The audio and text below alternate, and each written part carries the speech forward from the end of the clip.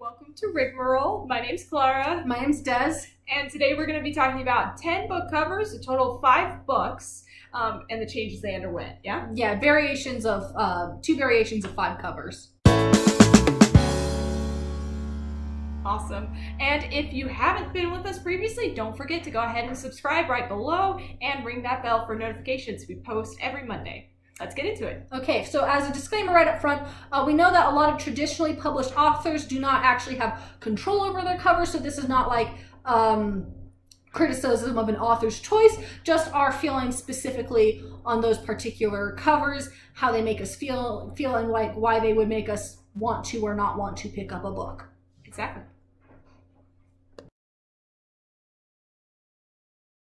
Okay, so the first pair of book covers that we're looking at is for The Girl of Fire and Thorns by Ray Carson. Clara has read this one. I have not. So yeah. Des, we have 2 covers here. We have this one here and also this one. Mm-hmm. So going with the second one first. We want to talk about that one first. So what are we getting from the second one? What were our biggest inputs about that? I think my big things about this is everyone will learn very soon enough that this is a major thing with me is that I'm not a fan of photoshopped and photographed covers. I like illustrated ones a lot better. I feel like they look less cheap and less photoshopped, stock photo manipulated. And that's what this one looks like it's just kind of a bunch of Photoshop layers and manipulation. And not that Photoshop can't make good covers. It just feels very generic. It doesn't feel, I can't actually tell looking at this exactly what genre it is. I mean, the gemstones usually seem very fantasy, so you could argue it's fantasy because of that, and it's got woods in it, which are often in fantasy, but I could honestly have seen this as also a dystopian YA fiction or urban fantasy. I just don't know, and I think part of that is that anytime I see an actual photographic image of a character's face, it inherently just makes it look more modern to me, and I don't actually like that, especially if I'm reading fantasy books, because I want them to be a fantasy character. And yeah, a lot of dystopian YA novels that I've read have had very similar covers where it's woods and stuff because they're wild on the run from the government through the forest. So it's I can't actually tell anything that this book is about on the cover except that presumably there's a main character and I don't know, maybe there's a gemstone that's stolen. Yeah, I mean, again, I think the tree choice is for the thorns, but they're not even thorns. They're not even thorn bushes. They're not even really thorns. A little bit disappointed with that cover because. And didn't you say that it doesn't even take place in a forest? Some of it does, but I remember some of the biggest scenes are them traveling through the desert. There is some time that they spend in the forest, but I don't know. It's not my favorite cover. Yeah, not my favorite cover. I like the first one a lot better because again, I love illustrated and graphically designed covers. Again, not that Photoshop covers can't be graphically designed, but this feels more designed. It feels like it has a very specific motif and style that it's going for. And to me, it feels more professional and less I don't know, a cheap YA paperback. It incorporates a lot more of the themes from the plot, I think. Mm-hmm. I will not deny the one we just discussed, the second one, it does incorporate some of the themes, mainly just one of them, #the gemstone. But this other book cover incorporates several of the themes. And the gemstones are pretty and they don't annoy me, so that's a plus. Yeah, the repeating motif, the flower, the castle itself. Castle, immediately, fantasy. I know this is fantasy. Yeah. I know this castle. You get a really good idea of what's going to happen in the plot, and once you've read the book, it does make sense what's on the cover. Also, illustrated covers just always look better, and we need to bring them back because I'm sick of photograph covers. Not always. Okay, yes, I'll make yes, not always. There's always exceptions, but this is Dez's personal bias. Okay. That I hate photograph covers. Valid. Okay, so our next pair of book covers are from Cinder by Marissa Meyer, which both of us have heard a lot about. But All my friends rave about it. Yeah, I don't think either of us have read it yet, though. I'm not as into steampunk. I like the aesthetics of steampunk, but I've actually, weirdly enough, never really gotten into it as a genre. I guess it's because it feels very aesthetically punk to me. I've never actually gotten the vibe of the actual punkness of the genre. So. I do, and I know that's a bias, so please don't yell at me in the comments. Actually, you can yell at me in the comments. It's fine. I just haven't been able to get into it. I do prefer like solar punk. I do like solar punk. Solar punk's really nice. But I would pick this book up, and we're gonna go over why. Okay, we're gonna go over both covers. So I think the first thing we know about I actually like both of these covers, and I do like that the first one I feel really does give you this vibe of it is Cinderella with Cyborg. That is my instant thought, is that it is Cinderella with Cyborg. You got the foot, the focus on the shoe, and there's an x-ray, and there's the bone inside of it. So I like that. I think the big thing we were noticing about this, especially with the dark background and the red foreground, is it really made us both think a lot of Twilight. Twilight's smutty teen romance novel. I'm not looking for high quality if I pick this book up. And I'm going to be honest, it does make me think that it is centrally a romance. Yeah. That this is about a sad cyborg girl who she just wants to get out of her life. She lives in the junk heap. She lives in the junk heap, and then she's going to Which might be accurate. She goes into a ball, and she meets the prince, and he's super hot and sweeps her off her feet, and he loves her even though she's a cyborg. The end. The end. That's what you think. From what we've heard of the plot, we've heard a lot of I think it's more like Revolution. Or... Yeah, it does sound like more of a revolution. There's an evil queen, and she like fights her. I think she seems a little more bad. I've heard from people. Yeah. I have to bleep you out now? Sorry. Okay, good grief. You just have to. So yeah, the second cover though. The second cover really conveys just how much more the story goes beyond the original It makes her feel a lot more action-oriented, and it conveys more of the aesthetics about the world and the technology, which I really like. I also like, it still focuses on her foot and legs, so you can make that connection. It's not as obvious of a connection directly to Cinderella, except for the title, and I think the fact that the title is there though helps with that. The title is perfect with helping with that. I kind of feel like the first cover makes sense for when you're like selling the book the first time and you're trying to get people to like it because Cinderella retold and everybody's familiar with Cinderella. Mm-hmm. But I like that the fact that they obviously updated the cover to this one because I feel like it actually gives you more information about the world. I might have picked up the first one if I was like in a specific romance mood, but like the second one actually looks like something that would appeal to me a lot more, and I feel like I would be more ready for the story that is in it. Yeah,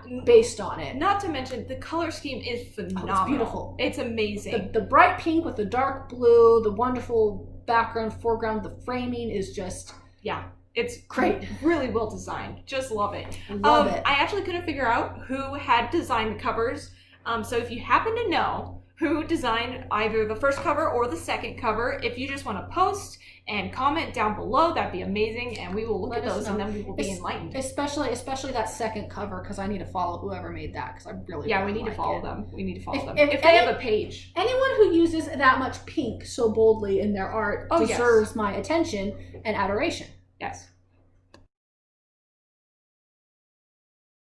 So the third one I feel like is maybe a bit of a cheat because I know there's one of these covers that's a little more different than these two, but I liked the differences between these two. This is for The City of Bones by Cassandra Clare. Another book that I haven't read, but that, again, we are judging these books by their covers. Yeah, I've read a bit of Cassandra Clare, but I don't think I've read City of Bones. And so there's actually another cover that they've made for this one. I think there's a couple more because there's like a 10-year anniversary that look very different from these two. But I really did want to talk about the differences between these two very similar covers. The obvious difference is that they're cropped differently. This one's got like a cityscape, and the other one, we got a big shirtless guy with tattoos all over his bare chest. Gotta love those tats. Gotta love those. We know what we're getting into with this. And again, I feel like the thing I can say about this one is like the first book, first you got this little blurb by Stephanie Meyer at the top, so it tells you that Stephanie Meyer likes it. But I also feel like and also the author's name is a lot bigger, so this is kind of expecting you to recognize her.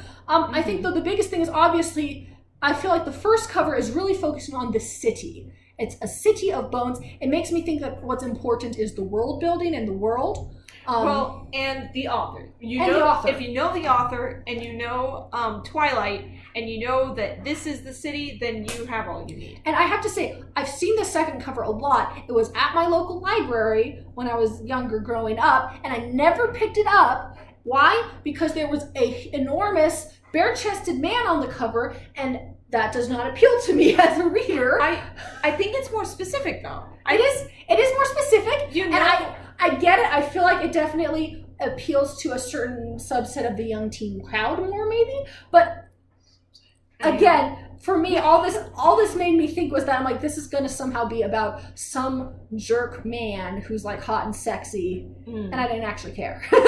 Yeah, I think it's just the change is mainly just taking that blurb from Stephanie Meyer and really just making it more explicit that this is going to be a romance, because if she liked it on the first one, then it's probably romance. But this one's more explicit. I feel like this one's very explicit, like big sexy guy.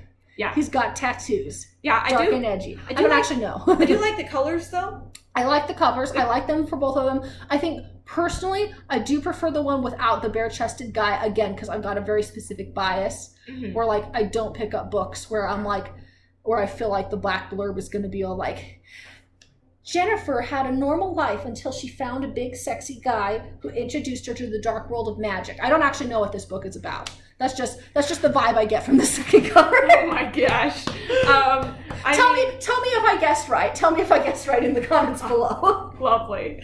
You can let me know.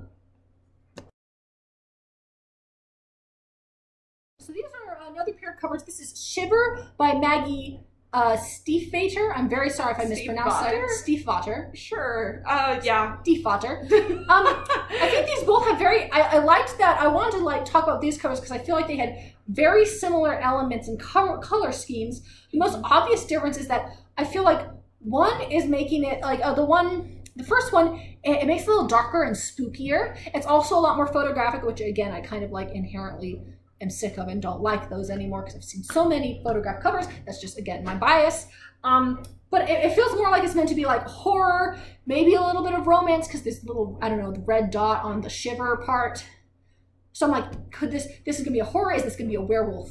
Pretty romance? sure this is going to be horror. I haven't read this one. I don't know. The second one, though, it's a lot lighter and it focuses much more on like the tangled wood motifs, which I like. I think it gives it a little more of a fantasy vibe slightly. Yeah, definitely fantasy. The wolf is still there though. The wolf is still there. It took me a second to see it though. Yeah, it's a little more subtle hidden, and I kind of like that. I like that there's not a person on the cover, especially not one that's so obviously just like, I don't know, a backlit photo. And I feel like there's a part of that which again, especially for book covers, I like them to be either more illustrative or graphic so that it's not giving me as specific an imagery for the characters and setting.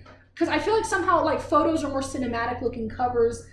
It's like watching, when you watch a movie, it's like you know exactly what you're supposed to see in there. And I kind of like books that let you have more to your imagination. Well, I'm not really opposed to having a person on the cover. It's just when they are photoshopped really badly. If it's a silhouette, that doesn't really add that much specificity, you know? So do you like the one that's more spooky then? I have conflicted feelings about the spooky one because it does still have the wolf. It has like those trees that are nicely framing it. But I just don't feel like the silhouette of the person really makes the book stand out because I still don't know who that person is or who they're supposed to be. Like, does she turn into a wolf? Does she like wolves? I can't really tell from this image just because it's just a silhouette. And it's a very generic silhouette. Yeah, it doesn't really add any detail to what I might be picking up. Mm-hmm. The other cover is nicer just because... Just the graphic quality and the style gives it a sense of specificity to me. I don't know if it's any more specific. I just feel like any elements that aren't needed aren't there. Yeah, I agree. I definitely agree that I like that this focuses more on the woods and the wolf and not the girl. Yeah. I also, this is a very small thing, I like that the red dot above the eye is like a little bit splattered, like a blood splatter on the second one, and it's not on the first. And I actually like that because I'm going to be honest, I don't like the red dot on the first cover.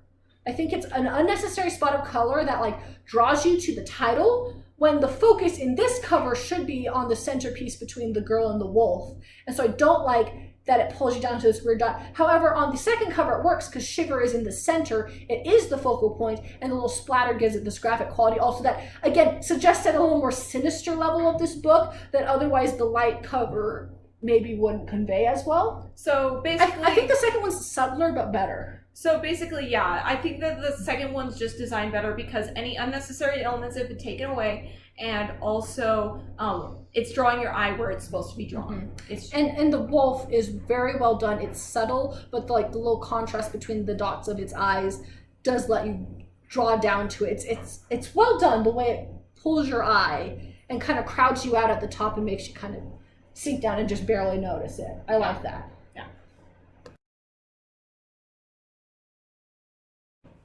Okay, and last but certainly not least, we're going to be going over two of the covers of Mistborn, which I've read, you've read.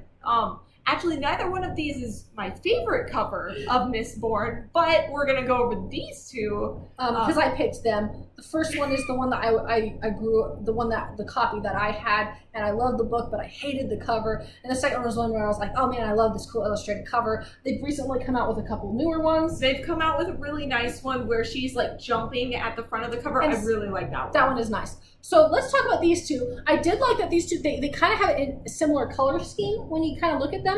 This kind of purplish, pink, orange kind of thing. The first cover, again, well, first we'll get it out of the way. It looks very photoshopped in like a photographed model, which I kind of hate. It gives a certain generic kinds of specificity to the character that I don't like, and it takes me out of the world that it's supposed to be in, this kind of alternate history fantasy world. Also, I generally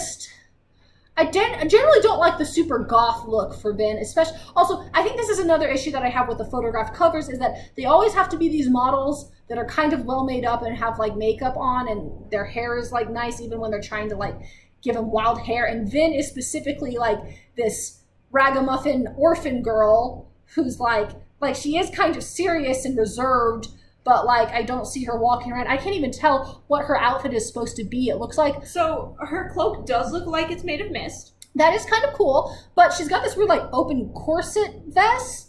It's a dress. It's the dress. So that is relevant. It's the ball dress that she wears. Why is it black though? She wears black when she's doing her ninja stuff, not while she's like at her fancy ballroom thing. Yeah, she does tend to wear. If I'm remembering correctly, she wears like red dresses. Yeah, like bright colored dresses. It looks like they're trying to like put the dress element in and combine, but also not convince you that it's like a princess novel by making it black, so she looks more assassin-y, especially with her sword. And I don't know. I don't super like it. Yeah, I think that the most important things on this book cover are Brandon Sanderson's name. Mm-hmm. They're going more off of that, and then also the title Mistborn. There's something going on in the background that looks like European cathedralized towers. This would make me think it's about like a kind of an assassin's apprentice, which I guess isn't that far off. But yeah, I kind of just find the overall color ugly. I find the way the color scheme works is just kind of ugly and grimy. It feels more dystopian, but and it is a sort of dystopian world, but not like in that way. Like, I don't know how to describe it, but this whole cover just kind of puts me off. And also just kind of the bland expression on like the model. And again, that's not the model's fault, but it's like there's only so much you can do with like a cover that's like a photograph of someone's face, and then it's like they have to have the pressure of being this main character, and it doesn't pull for me. So the second cover, I actually like it a lot better because I do like illustrated covers. I like that you don't actually see her face. I feel like it also conveys this simultaneously thing of her wearing a dress, but also being like this crazy assassin thing. Like she's got the obvious knife. I like the action of it. So in this one, it's more obvious that she's wearing the plot important mist cloak, which is described as having tendrils of cloth. Yeah, so it's not just a cloak that turns into mist. She's got both the dress elements, like she's got the ruffles underneath, and she's got like the swirly mist cloak tendrils, and also just I love the stylization of like the kind of clouds of smoke and the cloak and everything. I like the expression makes me laugh a little bit of like the kind of growling steel inquisitor on the top who's like, yes, that is a little bit ridiculous, but I do still like it because I love the steel inquisitors and I love their creepy face tattoos. I think my complaint is if you're gonna draw a steel inquisitor on your cover, you should go the full mile and give him iron spike eyes, not just kind of blank eyes that then you later realize. I'm like, give him the iron spike eyes. Those are the best things about their face. It's like it would be so easy. Just give it this big like, because they literally have spikes that are driven into their eyes. That would have been so much better than his weird blank expression. I mean, but we only know that because we read the book. It's true. It's true. So like, judging this is on not the let cover, down. Yeah. I would say based on the cover, again, I feel like the first one gives it more of this dystopian vibe, but I think the second one really underscores the fantasy aspect and the kind of combo assassin, but also like kind of Cinderella plot that Vin gets, and I like that better. And I think it is important for Mistborn to be more of a fantasy book than to seem as dystopian as it does at times, even though it kind of is one. It does cater to dystopia, but it is solidly fantasy. It is solidly fantasy as a fantastic magic system, and so I like the second one book better. And also, again, if you use pink, well, you are a beautiful human being and a brilliant artist. It looks nicer. I have to say, I'm not a huge fan of the color scheme. I'm not. I feel like none of the colors really, they're all kind of in the middle for me. So I don't, maybe I'm looking for something a little bit more vibrant, a little bit more distinctive. Like, I think that's valid. Some of the details get lost. It is a little soft, I would say, but I like it better than this other cover. I feel like this is a kind of problem I actually have with lots of dystopian covers, or like where they're trying to make it seem really gritty, is that they kind of make things look a bit ugly. Like it all has this orange sheen and it's gritty and dark, and I'm like, listen, if I'm supposed to care about this world, it has to, even though I get it because like Mistborn literally has ash falling from the sky, I'm like, I still want to be excited about this world journey you're going to take me on and not think it's just this ugly place. I do think that both of them suffer a little bit from the fact that the color scheme is trying to convey this grittiness, and that's why I like the other cover. I think they did a much better job with it. The third cover, we should post that one just so you guys can see the one that she likes. But yeah, I think that those are... Yeah, they're okay. Again, the detail's a little bit lost on me. So too much. Those are our thoughts on these covers. Awesome. So again, I'm Clara. I'm Des. And this is Rigmarole. If you haven't checked out our website, go ahead and feel free to do so. And until next time.